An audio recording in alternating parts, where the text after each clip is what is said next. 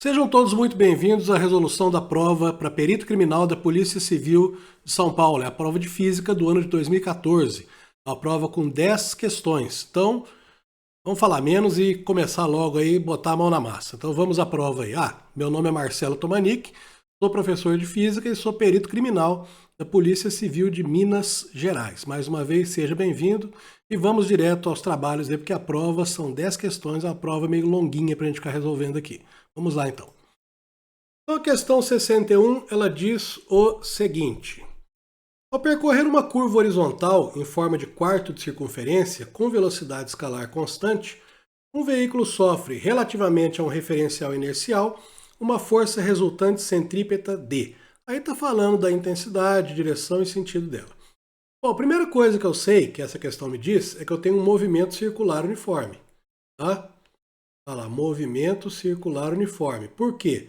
Porque é um quarto de circunferência, bom, e velocidade escalar constante.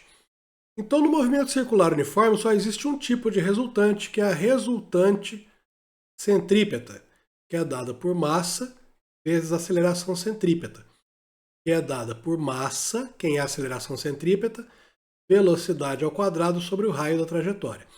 Então você percebe nessa equação que a resultante centrípeta ela tem intensidade constante no movimento circular uniforme. Por quê? Porque ela depende da massa, que não muda, depende do raio da circunferência, que não muda, e da velocidade, que nessa questão foi dita aí como escalar constante. Melhor, foi dito que essa velocidade escalar ela é constante. Tá? Ou seja, ela não aumenta nem diminui, ok? Então a gente já sabe que ela tem intensidade constante. Bom, nós já vamos colocar aqui intensidade, também é chamada de módulo, constante. Agora, falta direção e sentido. Direção e sentido vão ser constantes? Não. Por que não? Se você imaginar aqui um quarto de circunferência, oh, dificuldade, hein? O que vai acontecer? Considere aqui um ponto A, considere aqui um ponto B. O que quer dizer centrípeta? Quer dizer que aponta para o centro. Então, essa trajetória ela tem um centro. No ponto A, a minha resultante centrípeta está apontando para cá. Ó. No ponto B, a minha resultante centrípeta ela está apontando para cá. Então, repara que o vetor da resultante centrípeta nas duas posições, ele sofreu alteração da sua direção e do seu sentido. Tá? Então, se você considerar aqui, ó, vamos imaginar que aqui onde eu estou na minha bolinha, é a trajetória circular e a minha caneta é um vetor. À medida que eu for movimentando essa caneta pela circunferência, olha lá, a ponta dela sempre para o centro, mas, olha lá, o vetor vai mudando de posição. Ó. Certo? Então, muda a sua direção e muda o seu sentido. Então, quem é constante? Apenas a intensidade. Então, a resposta da letra C. Certo. Bom, um recadinho para vocês é o seguinte, esqueci de falar lá no início. Caso você não tenha essa prova para acompanhar a resolução do vídeo, o link dela está na descrição do vídeo. Faça o download da prova, que é muito melhor você acompanhar com a prova em mãos do que só observando aí na telinha que você está assistindo. Bom? Então, muito bem. Um carro que se deslocava em linha reta teve suas velocidades observadas. O gráfico a seguir representa qualitativamente, ou seja, não tem valores exatos, essas velocidades v em função do tempo t. Então você tem dois intervalos de tempo aí, de 0 a t1 e de t1 a t2, ou t1 menos 0, t2 menos t1. Analisando o gráfico, conclui-se corretamente que a aceleração do carro foi maior no intervalo do tempo t1 menos 0 do que no intervalo seguinte, t2 menos t1. Isso é o contrário, tá? Num gráfico de velocidade por tempo, a inclinação do gráfico te dá a velocidade. Quanto mais inclinado estiver esse gráfico, maior é a intensidade da aceleração. Eu falar de velocidade, perdão, é aceleração. No gráfico velocidade pelo tempo, a inclinação da reta te dá a aceleração. Tá? Então, se você observar o tempo aí de 0 a T1, ou T1 menos 0, como as alternativas dizem, né? Você vai ver que você tem uma determinada inclinação e depois no tempo T1 a T2 você tem uma inclinação maior, em sentido oposto. Ah, mas esse sentido oposto quer dizer que a aceleração é negativa? Negativo na física quer dizer simplesmente sentido oposto. Tá? Se você pegar uma aceleração menos 3 metros por segundo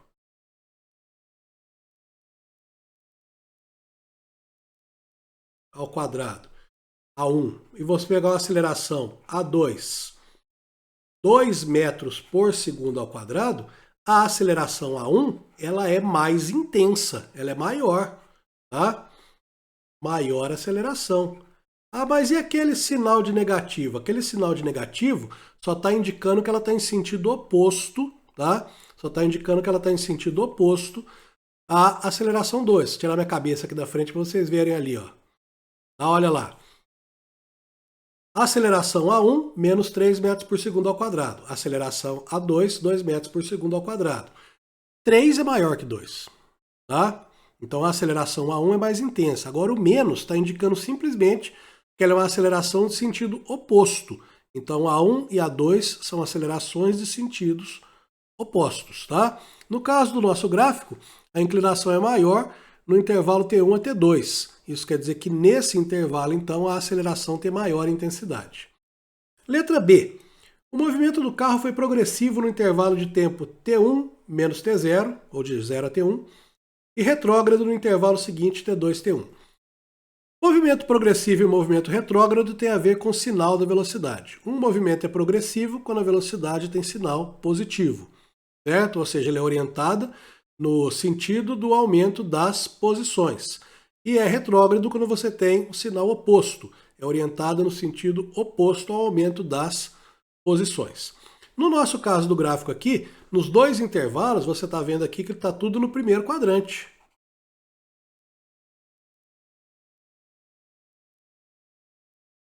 Certo? Primeiro quadrante você tem o tempo sempre vai ser positivo, e você tem a velocidade também positiva, maior que zero. Tá? Ou seja, no eixo vertical você tem ali a parte superior dele. Certo? O tempo a gente não vai esquentar a cabeça que o tempo sempre vai ser positivo. Então você tem ali a velocidade positiva, seja no intervalo de 0 a T1 ou no intervalo de T1 a T2. Então a letra B está errada. O movimento é progressivo ao longo de todo o gráfico. Tá? Letra C. O movimento do carro no intervalo de tempo T2 a T1 foi retrógrado e retardado. Não. A gente já viu na alternativa anterior que o movimento foi sempre progressivo. Ele é retardado? Sim. Por quê? Porque a velocidade está diminuindo. Tá? Um movimento é acelerado quando a intensidade da velocidade aumenta e é retardado quando a intensidade da velocidade diminui. Letra B. O movimento do carro foi progressivo e acelerado durante ambos os intervalos de tempo. Não. Ele foi progressivo em ambos os intervalos, mas só foi acelerado no primeiro intervalo. Acabamos de ver na alternativa C que no segundo intervalo ele é retardado. Sobrou a resposta da letra E. A letra E fala o seguinte: o deslocamento do carro foi maior no intervalo de tempo T1 menos 0 do que no intervalo seguinte T2 menos T1. É verdade, se você pegar um gráfico de velocidade pelo tempo, a área sob o gráfico te dá o valor da distância percorrida ou do deslocamento. No nosso caso, se você pegar essa área aqui, ó, nesse primeiro intervalo, você vai ver que ela é bem maior do que a área que está no segundo intervalo. Certo? É muito maior. Então, o deslocamento no primeiro intervalo foi maior do que no segundo intervalo. Resposta certa, letra E. Na questão 63, eu vou voltar aqui para cima. Deixa eu ver se eu não tampo nada. Não atrapalha, dá para ler. Vou ficar aqui no cantinho, que eu gosto de ficar ali naquele cantinho de cima. Então vamos lá.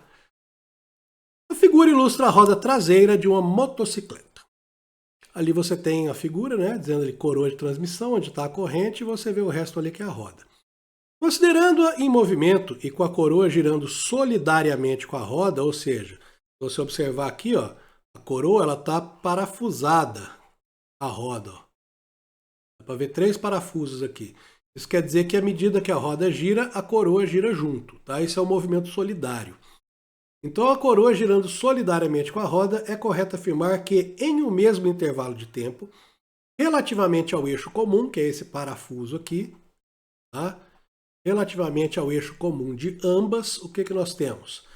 A velocidade linear dos pontos periféricos da coroa e da roda em relação ao eixo comum de ambas é a mesma. Não. Imagine o seguinte, imagine que você tem esse parafuso aqui, onde eu passei esse traço, tá?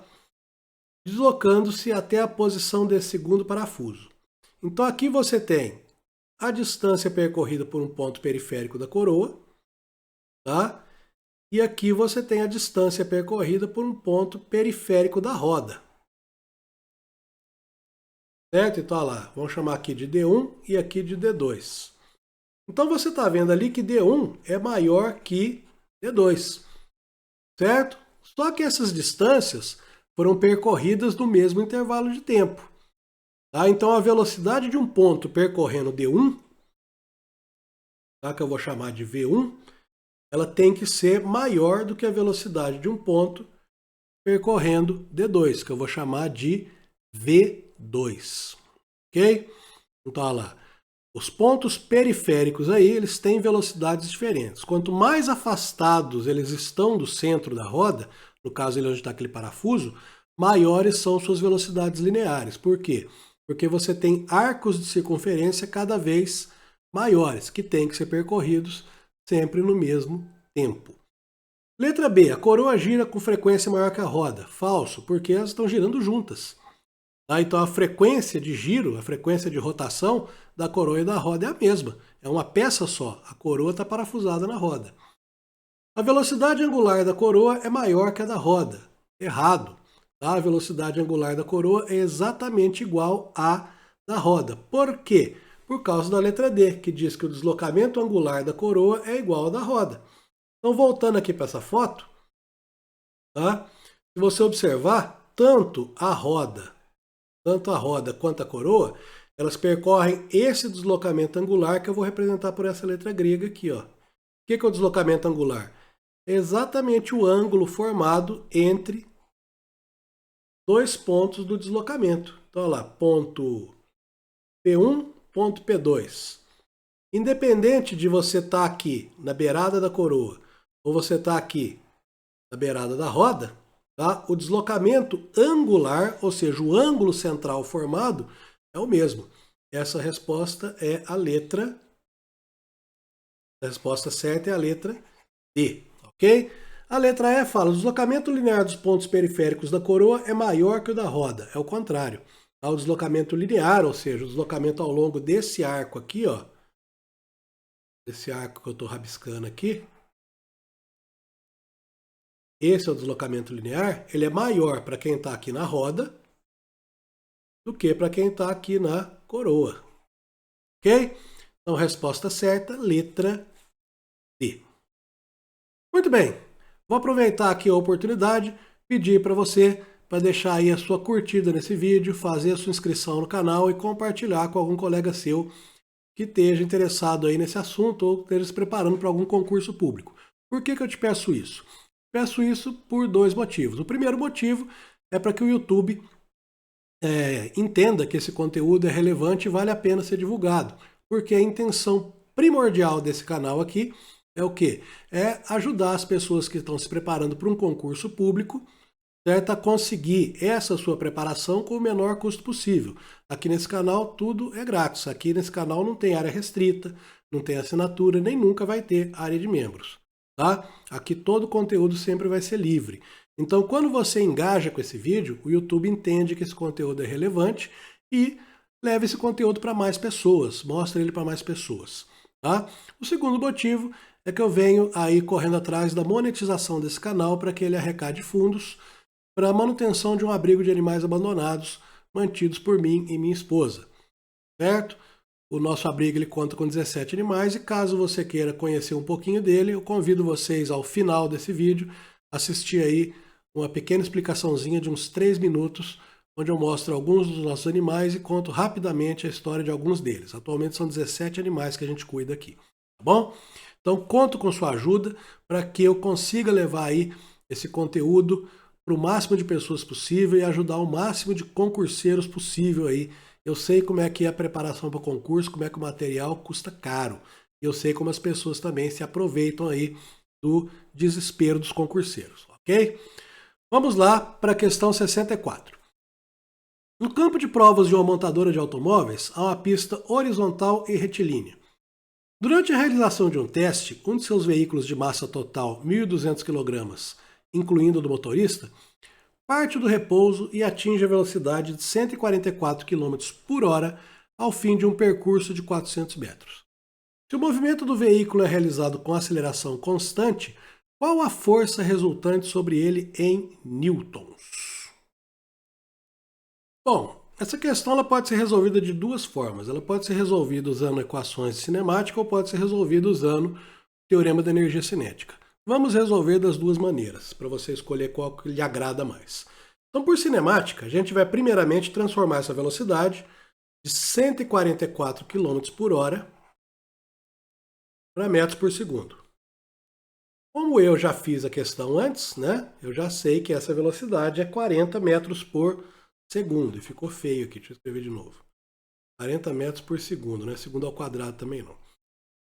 Vou descobrir a aceleração usando a equação de Torricelli. V igual, ou melhor, V ao quadrado, igual a V0 ao quadrado, tá?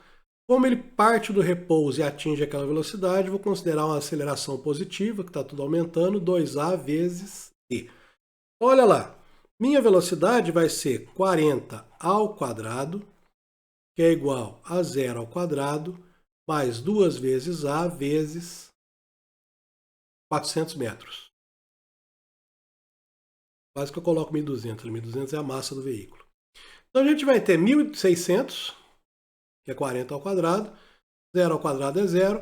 2A vezes 400, 800A. Então a nossa aceleração é 1.600 dividido por 800, que é 2 metros por segundo ao quadrado. Bom? Estou coçando o nariz aqui que eu estou saindo da gripe e o nariz está querendo espirrar. A força resultante, vou representar por R de resultante, é massa vezes a aceleração. Então minha resultante vai ser 1.200 vezes 2, 2.400 newtons. Resposta da letra C. Tá? Mas eu falei para vocês que eu resolveria também pelo teorema da energia cinética. Então vamos lá resolver pelo teorema da energia cinética. Pelo teorema da energia cinética, o que eu sei? Eu sei que a variação da energia cinética ela é igual ao trabalho realizado. O trabalho eu represento por W. Tá? Quem é a variação da energia cinética? A energia cinética final menos a energia cinética inicial. E o trabalho? Força vezes deslocamento. Tá? Nesse caso aqui seria cosseno de zero, que é uma pista horizontal, retilínea e a velocidade está aumentando. Cosseno de zero é 1, então não vou considerar. Energia cinética final. Massa, velocidade ao quadrado sobre 2. Energia cinética inicial. Massa, velocidade inicial ao quadrado sobre 2, que é igual a força vezes deslocamento. Bom, parte do repouso. Isso quer dizer que a velocidade inicial é zero. Então essa energia cinética inicial aqui ela também vai ser zero. Então eu vou ter 1.200 vezes velocidade, já encontrei aqui, é 40, vezes 40 ao quadrado sobre 2.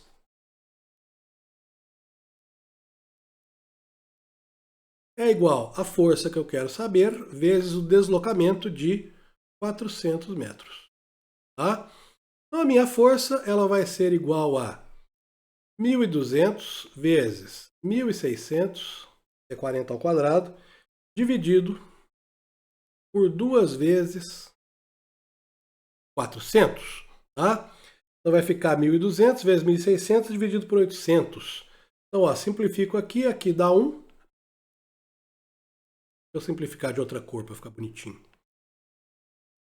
Aqui dá 1, aqui dá 800. Agora simplifico de novo. Ali, ó, aqui dá 2, aqui dá 1. Então, o que é que me sobra? Me sobra ali 1.200 vezes 2, 2.400 newtons. Resposta da letra C. Tá? Qual a maneira que é a mais certa de se fazer essa questão? As duas. Tá? A maneira mais certa é aquela que você tem mais facilidade de fazer. Certo? Eu só fiz de duas maneiras para mostrar que existem duas maneiras de se resolver. Ok? Vamos à questão 65.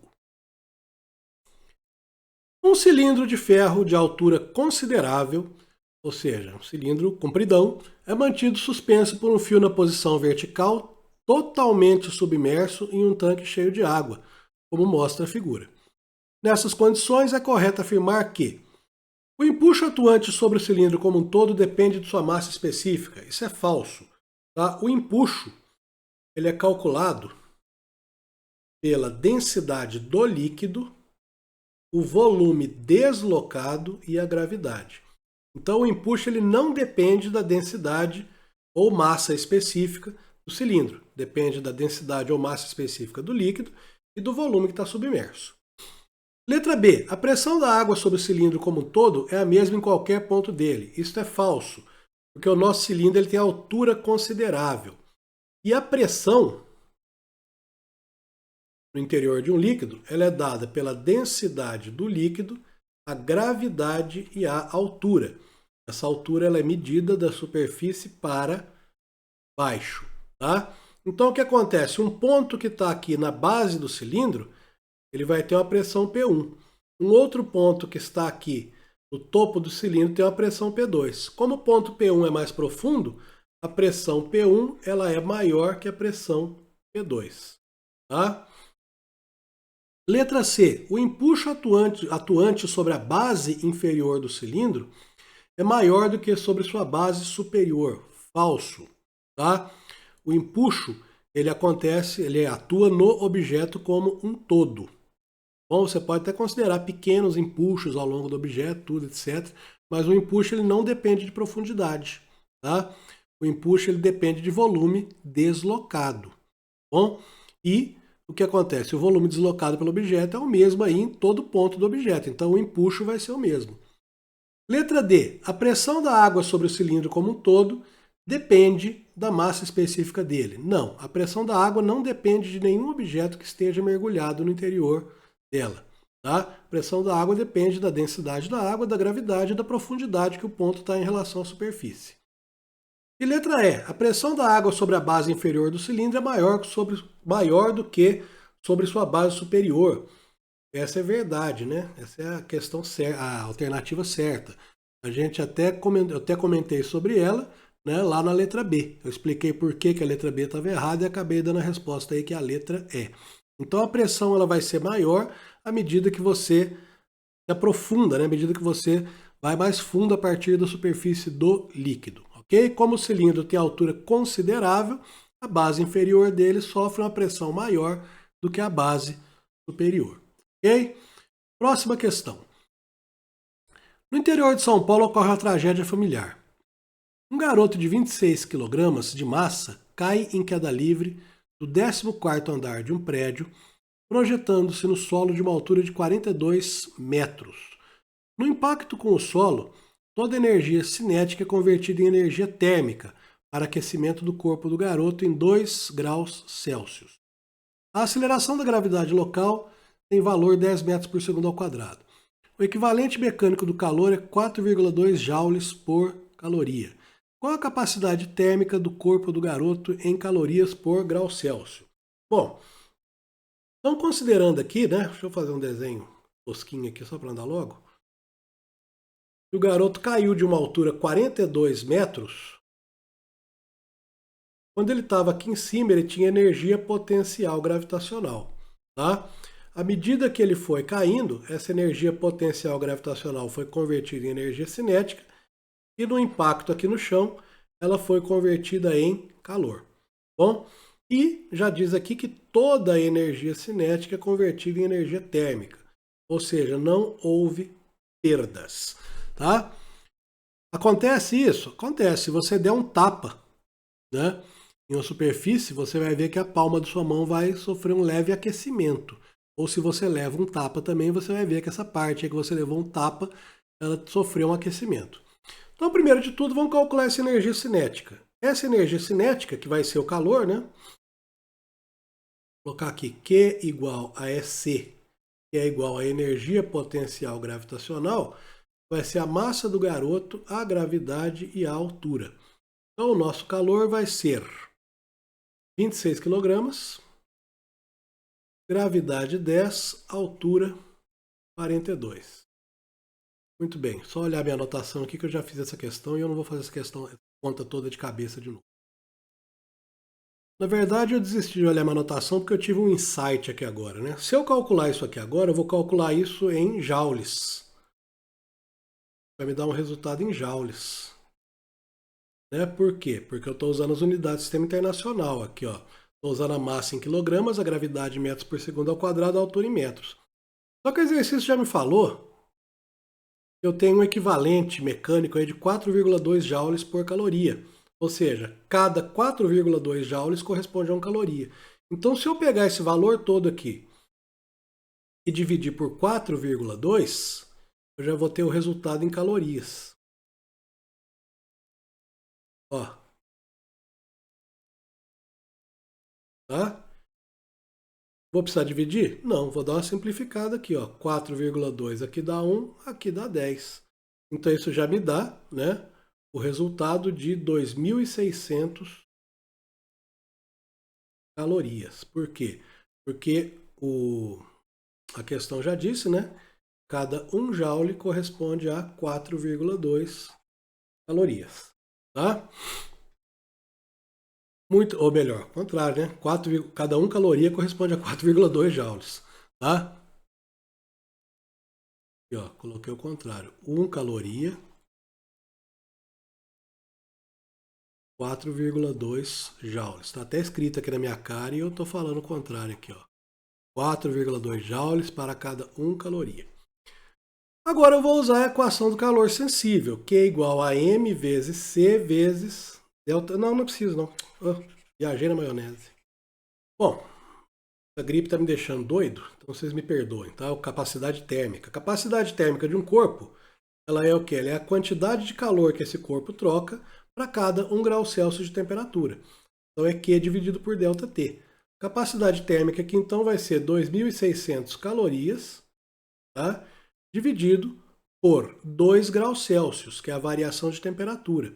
Olha lá, ó, a questão fala que houve um aquecimento de 2 graus Celsius. Isso vai me dar 1.300 calorias por grau Celsius, ou em potência de 10, 1,3 vezes 10 a 3 caloria por grau Celsius. Resposta da letra A. Beleza? Muito bem. Caso vocês tenham dúvidas, tá? Caso vocês tenham dúvidas, mandem aí no meu Instagram que está aparecendo aí, ó, ou deixem nos comentários do vídeo, tá bom? Eu respondo todo mundo. Sou igual à justiça, eu tardo, mas não falho, tá bom? Vamos lá para a próxima questão, que é a questão número 67. Ao investigar determinado crime, um perito precisava determinar o comportamento do som proveniente do estampido de uma arma usada nesse crime. O perito vai ser você que vai passar nesse concurso. Para tanto, o perito raciocinou corretamente que, ao atravessar uma janela de vidro, em relação ao seu comportamento no ar, as ondas sonoras. Percebam que ele está falando apenas das ondas sonoras, tá? Não está falando aí que o projétil do disparo da arma de fogo atravessou esse vidro também. Para nós isso aí é irrelevante. Tá? Vamos considerar aqui lâmina de vidro. Tá? Vidro vista lateralmente. No seu laudo pericial e futuramente você vai escrever lâmina vítrea. E aqui ar e aqui ar. Então o que acontece? O som ele veio do ar. Ele atravessou o vidro. E novamente passou a se propagar no ar. O som é uma onda. E todas as ondas sofrem a chamada refração. O que é a refração? É o fenômeno caracterizado pela mudança no meio de propagação de uma onda. Tá? Como assim no meio de propagação? A onda vinha do ar, passa a se propagar no vidro, depois passa a se propagar novamente no ar. Uma coisa que a gente deve ter em mente é que na refração, a frequência da onda, ela permanece constante. A frequência não muda. Tá? Como assim? Uma luz azul, ela é azul por causa da sua frequência, grosso modo. Se ela se propagar no vidro ou na água, ela vai continuar azul, ou seja, sua frequência não mudou. O que que muda? Muda a velocidade e o comprimento de onda. Então, se a gente considerar aqui, ó, a equação fundamental de uma onda diz que a velocidade de uma onda ela é o comprimento, representado pela letra lambda, vezes a frequência, certo? Se a gente considerar a frequência no ar igual à frequência no vidro, a gente vai ter então, isolando ali a frequência, a velocidade no ar sobre o comprimento de onda no ar igual à velocidade no vidro sobre o comprimento de onda no vidro. Ou seja, o comprimento de onda ele varia proporcionalmente à velocidade. Se na mudança de meio a velocidade aumenta, o comprimento de onda aumenta. Se na mudança de meio a velocidade diminui, o comprimento de onda diminui. Perdoem minha voz aqui, mas como eu disse, estou saindo da gripe. Então, o que vai acontecer aqui? Né? Então, para tanto, o perito raciocinou corretamente que ao atravessar uma janela de vidro, em relação ao seu comportamento no ar, as ondas sonoras mantiveram seu comprimento de onda constante? Não. Por quê? Porque quando uma onda muda de meio, ela muda de velocidade. E eu já mostrei para vocês que mudando de velocidade muda o comprimento de onda. B. Tiveram sua velocidade de propagação alterada? Sim. Tá? Sempre que uma onda mudar seu meio de propagação, você vai ter uma alteração de velocidade. Então, tiveram sua velocidade de propagação alterada. Resposta certa. C. Tiveram sua frequência de vibração alterada? Não. Mantiveram sua energia mecânica constante? Não. Mantiveram sua quantidade de movimento constante? Não. Tá? Frequência não se altera e a energia mecânica e a quantidade de movimento elas estão relacionadas à velocidade da onda. Como a velocidade mudou, houve mudança nessas duas grandezas aí também, ok? Questão 68, termodinâmica. No intuito de observar o comportamento de certa massa de gás ideal, confinado em um frasco cilíndrico, dotado de uma base móvel, o investigador diminui isotermicamente seu volume. O gráfico qualitativo da pressão P que esse gás exerce sobre as paredes do recipiente em função do volume V por ele ocupado está melhor representado em. Então, resumindo todo esse enunciado aí, o que você tem? Você tem aqui um recipiente, tá? E esse recipiente ele tem um êmbolo, tipo aquela borrachinha da seringa de injeção.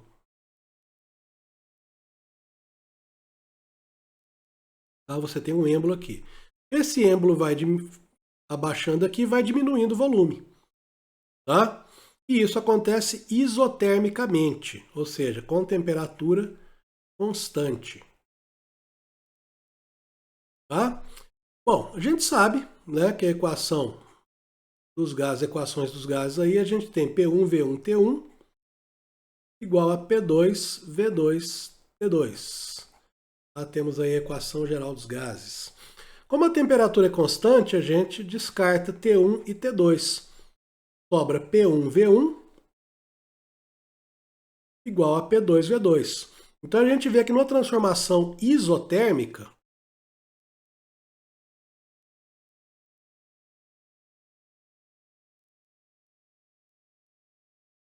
o que a gente tem? A gente tem que pressão é inversamente proporcional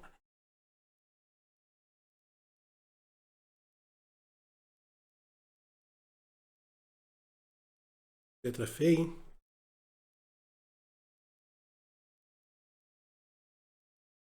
Ao volume, tá? Ou seja, nesse caso aqui você está, como eu fiz no desenho aqui, ó, você está aqui diminuindo o volume. O V diminui. Isso implica então em aumento da pressão. Pressão aumenta. Beleza? Pois bem, esse gráfico aqui é um gráfico que ele vai ter que ter o formato de uma hipérbole. hipérbole é uma curva. Olhando para os nossos gráficos aí, a gente só tem curvas na letra C e na letra B, tá? E a curva que representa uma hipérbole é a curva da letra C, tá? Que é a resposta certa. Inclusive tem a setinha aqui, indicando que essa transformação está se dando no sentido da diminuição do volume, ó. Se você seguir essa curva, você vai perceber aqui que o volume diminui e a pressão aumenta. Para uma transformação isotérmica, essa hipérbole ela recebe o nome de isoterma. Tá? É o nome da curva característica da transformação isotérmica. Ok? Questão 69, nós vamos lembrar ali daquela questão do som se propagando através do vidro da janela. Tá? Se você respondeu aquela questão corretamente, vai responder essa aqui corretamente também. A lupa é um instrumento de investigação criminal. Considere, ó, até tem a minha aqui, ó. Considere um raio luminoso monocromático que atravessa uma lupa de espessura máxima e imersa no ar, seguindo o eixo principal da lupa, como mostra a figura. Então o que vai acontecer? A gente vai ter o mesmo caso daquela questão do disparo. A gente vai ter a luz, né? Ao invés do som, agora vai ser a luz se propagando no ar para o vidro e novamente para o ar. Tá? No nosso caso, a velocidade máxima da luz aqui, ela vai ser no ar ou no vácuo. Tem uma pequena diferença entre ar e vácuo, mas é praticamente desprezível. Então, a gente considera a velocidade da luz no ar praticamente igual à do vácuo. Tá?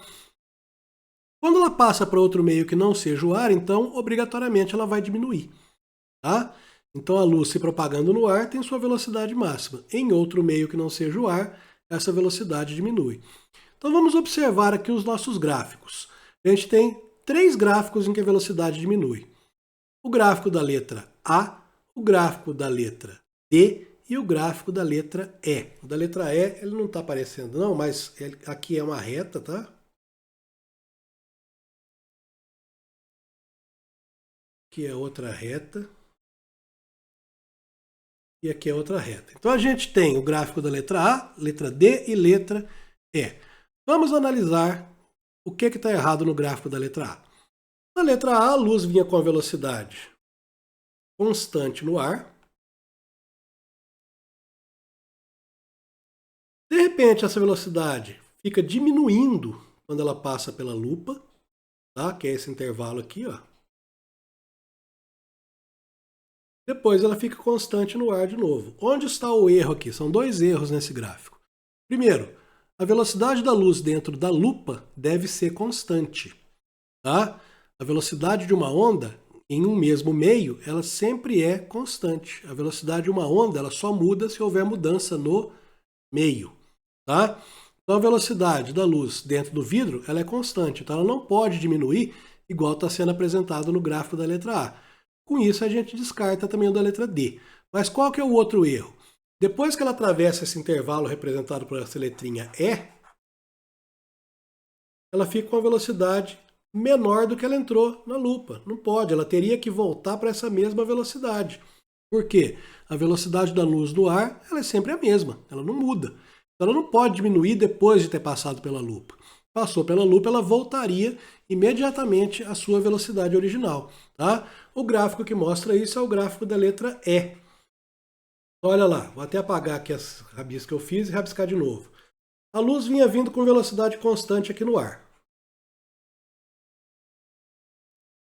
Aí entra na lupa, a velocidade diminui. Só que dentro da lupa essa velocidade é constante. Tá? É um valor menor que no ar, porém constante. Aí sai da lupa, essa velocidade volta ao valor original que ela tinha no ar. Ok? Então, letra A está errado porque a velocidade está variando dentro da lupa, não pode. A velocidade é constante dentro da lupa. E depois, quando sai da lupa, ela não retorna a velocidade inicial que ela tinha no ar. Letra D está errado por quê? Além da velocidade estar variando, depois que ela sai da lupa, ela vai acelerando de novo. Tá? Não acontece isso, ela retorna imediatamente a velocidade que ela tinha. Então é o gráfico com formato aí da letra E. Ok? São 3 momentos diferentes. Tá bom? Primeiro momento, a luz no ar. Segundo momento, a luz na lupa. Terceiro momento, a luz do ar de novo. Última questão. Duas lâmpadas idênticas de especificações 15 watts, 220 volts cada, são ligadas em paralelo a uma rede elétrica alimentada por uma fonte de tensão de 220 volts. A intensidade da corrente elétrica através de cada lâmpada será em ampere mais próxima de. A instalação elétrica da sua casa ela é toda em paralelo. Então a gente pode representar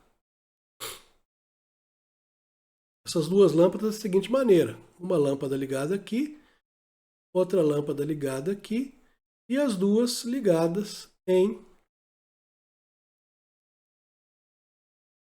220 volts. Seria aqui esses extremos entre A e B.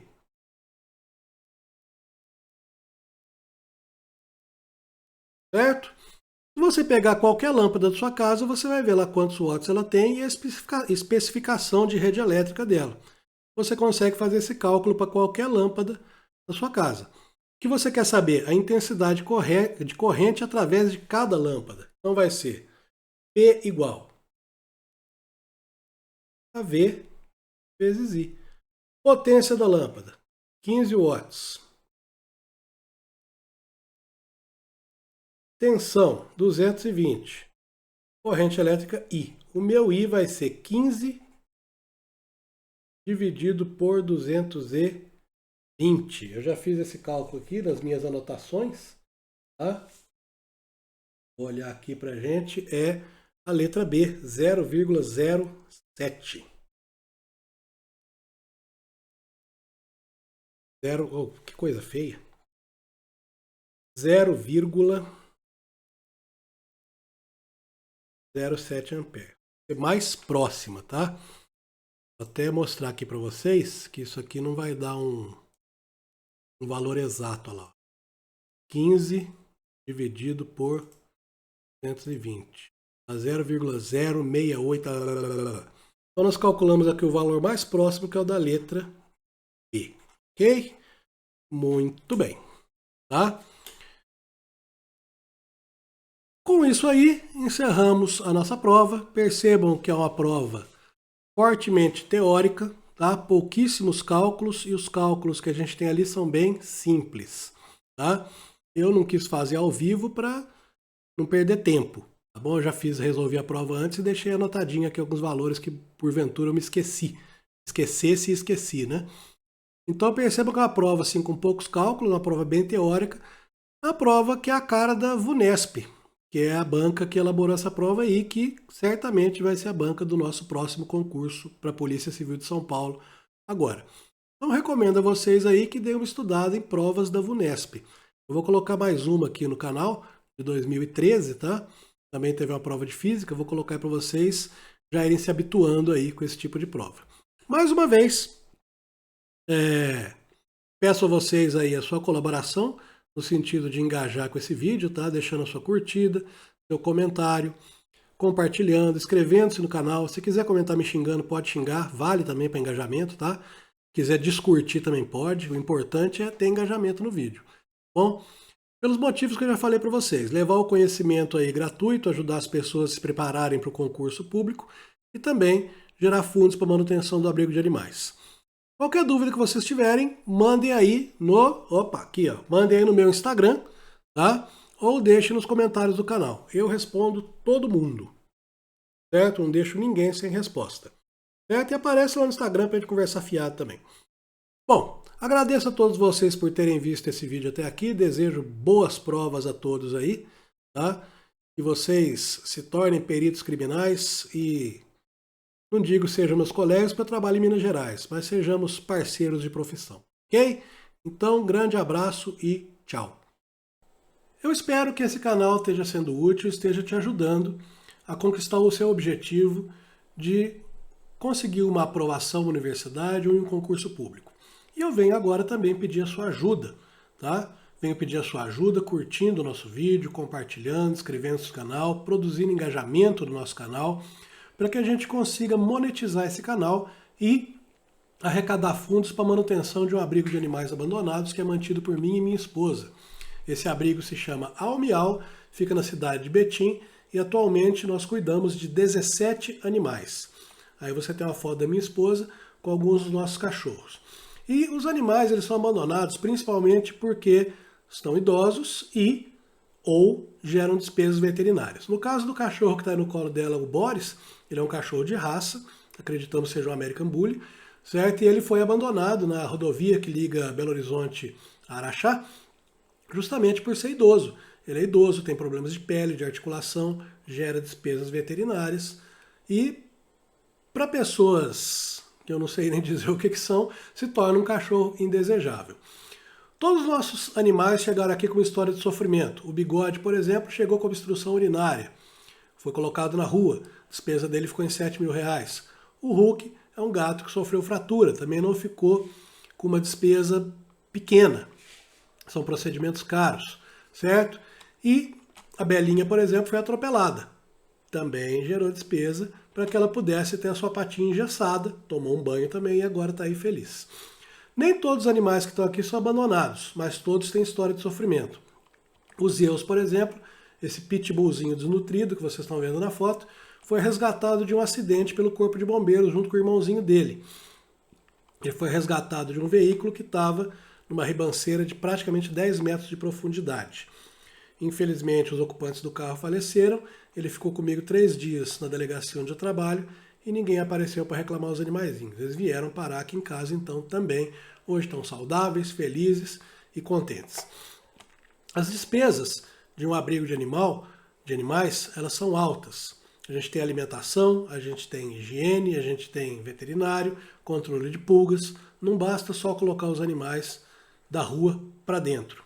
Né? Fazendo isso, você está trazendo a rua para dentro da sua casa.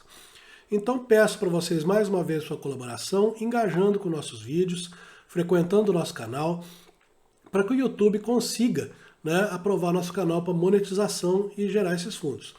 Caso você queira e possa, principalmente, fazer uma doação, essa é a nossa chave Pix.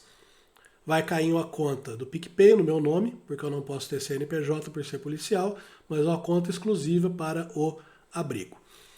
Peço a você que não abandone o seu animal. Tá? E se você estiver pensando em ter um animal, pense na responsabilidade e pense principalmente também em adotar um animal. Existem vários animais aí que estão à procura de um lar. Ok? Grande abraço, volte sempre aqui. Nós sempre teremos conteúdos para ajudar você a conquistar seus objetivos. Tchau!